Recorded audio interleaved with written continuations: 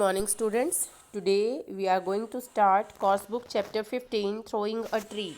That is the poem by Thomas Hardy.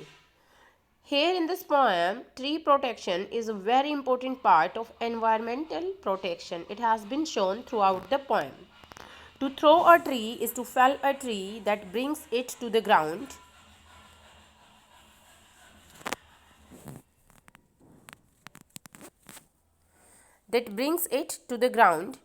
From the very title of the poem, Hardy uses the technical words and details entailed in the expertise and skill involved in the craft of the tree felling.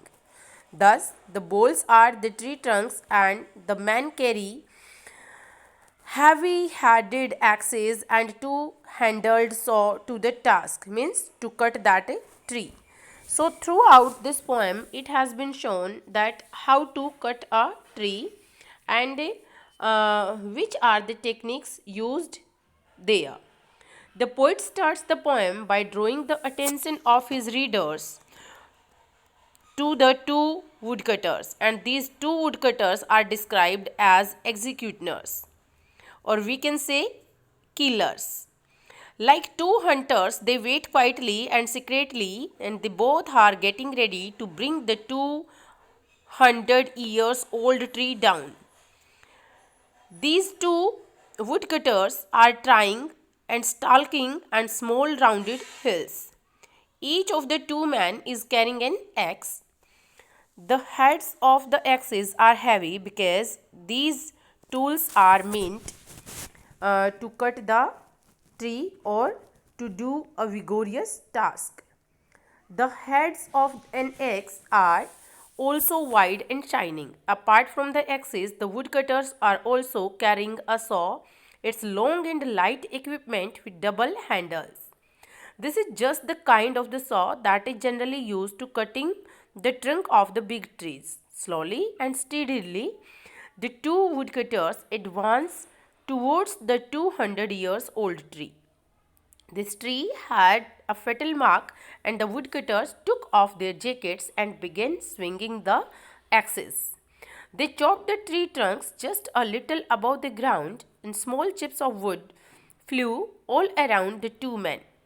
Then these white-colored chips fell on the ground. Moss and fallen leaves lay beneath the chips of the wood. Very soon, a deep wound or cut is visible on the trunk of his 200 years old tree. The bark of the tree is chopped off from all the sides. One of the woodcutters now tries to fling a rope around the branches of the tree. Eventually, he managed to took some of the branches with the rope. Now, what happened?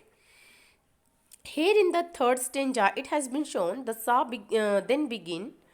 Next, the saw begin its work. The top of this giant-sized tree starts shivering as the cut deepens. Means they were continuously just making the marks, or they were cutting the trees. The shivers become more and more intense due to the effect of the saw on the trunk of the tree. The woodcutters remove the saw from beneath the half-shelled trunk and pull the rope, and the tree shakes even more than that. The men kneel down beside the tree. They start with their task of sawing again. Then they step back to try pulling the tree once more. Eventually, the entire body of the tree begins to shake. It starts swaying this way and that. And the two woodcutters, whose names are Job and Ike, rush aside to protect themselves from the falling tree. They shout in excitement while moving away from this tree, and the tree has lost its power to stand upright because they have already cut that tree. It comes crashing towards the ground. Whatever is in the neighborhood gets shaken as well. After having stood tall for the period of 200 years, the tree loses its life in less than 2 hours.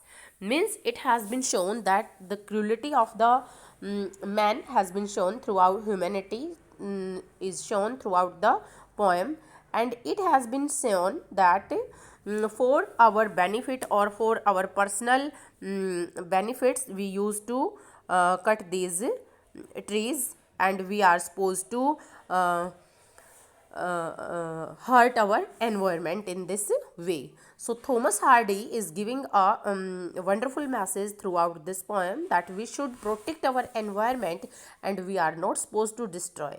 Human beings are supposed to just protect or just to take care of the environment, not to destroy it. So this is the poem here. Goodbye. Have a nice day.